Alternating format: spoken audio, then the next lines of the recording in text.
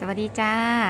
พบกับอีหลาเด็กบ้านนอกแช่แนวด้วยจ้าวันนี้จิพามาเบิงประติมากรรมหินอยู่สวนนงนุชด้วยจ้าเฮ็ดจากหิน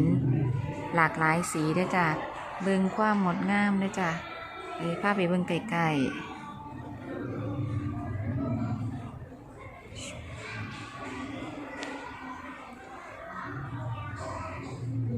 อันนี้เป็นรูปหยังจ้าซอยเบิงด้วยจ้า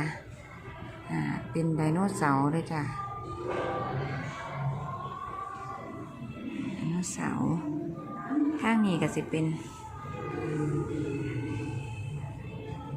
รูปดอกไม้ด้วยจ้ะดอกไม้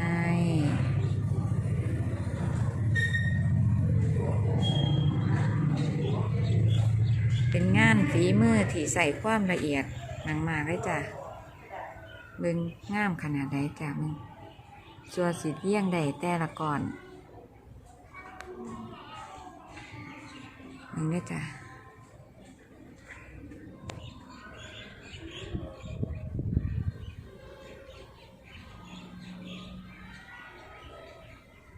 เป็นคือจังหุบเขาว่องกดยางออกมาทางนี้ได้จ้ะเพิ่นเห็ดประท่านนี่แล้วได้จ้ะอยู่ในระหว่างการเห็ดกับนี่มึงได้จ้ะเพิ่นก็สิเอาปูนฉาบอยู่ก่อนหินก้อนแล้วก็เอาก่อนหินน้อยๆมาเลี้ยงบางหันก็เห็นเพิ่นวาดกันได้จ้ะเพิ่นวาดก่อนแล้วจังค่อยเอาก้อนหินเนี่ยมาเลี้ยงปูนได้จ้ะเอาปูนมาใส่ซะขึ้นนี่นะจ้ะ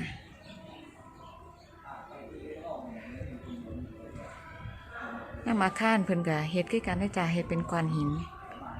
งามคัก